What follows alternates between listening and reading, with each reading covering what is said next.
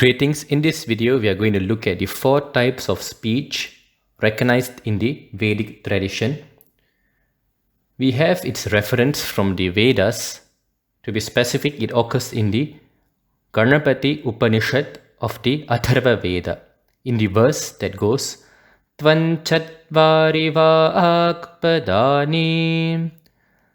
So, Tvam, which means you, Chatvari, 4, Vak, speech, Padani, which actually means steps.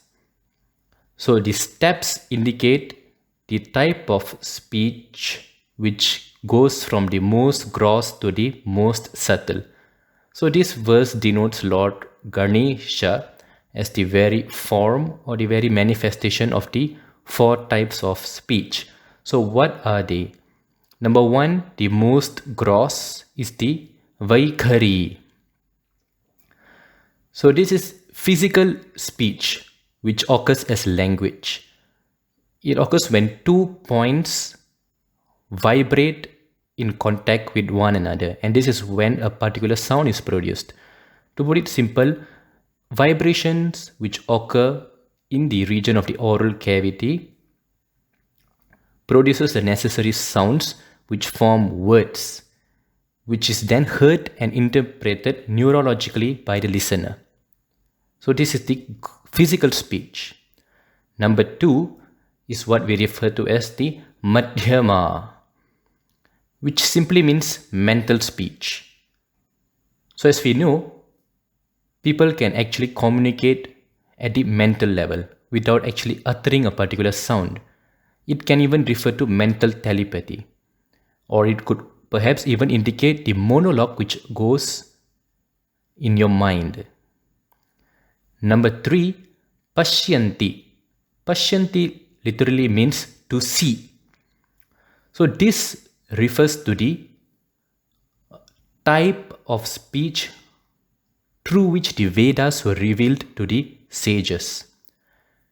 Now the Vedas are the cosmic vibrations which exist as the Akasha, the ether, the most subtle element among the 5 Panchabhutas. So, a person who has actually received or heard a particular Veda mantra, a particular portion of the Vedas, is referred to as the Rishi. Right? So, to quote an instance, the very Rishi for the Ganapati Upanishad, from which the verse of reference was taken from, is the Rishi Ganaka. So, these Rishis also have another name. They are referred to as the Mantra Drashta. So, a Drashta simply means one who sees. So, why is one referred to as a seer when he has actually downloaded the Vedas in the form of sounds which were heard by him? This is why we refer to this as the 3rd form of speech, because it was no ordinary sounds. When they received these sounds, they experienced the truths of the cosmos wholly with their entire being. And that is what we refer to as seeing the Vedas, seeing the mantra, having the darshan of the very mantra. Now, for example, just as we quote a deep experience with sight. For example, I had seen enough suffering in life.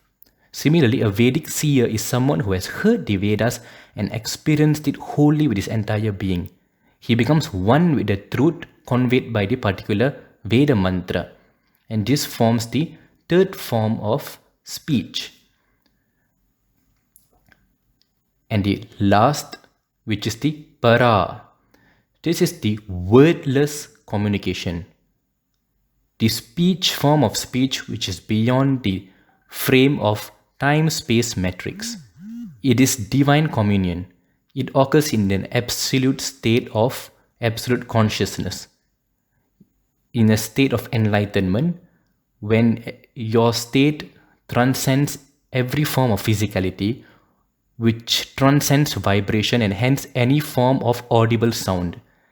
It is pure silence in which everything is just laid upon. Everything that is to be known, the limitless is just laid on a plate, and you just communicate and know. You just know it. You just are. You become just all knowing. And this is the fourth level of speech, which is the most subtle. To put it simpler, it simply means the communication which occurs with the state of Godhood within you. So these are the four types of speech which moves from the most gross to the most subtle.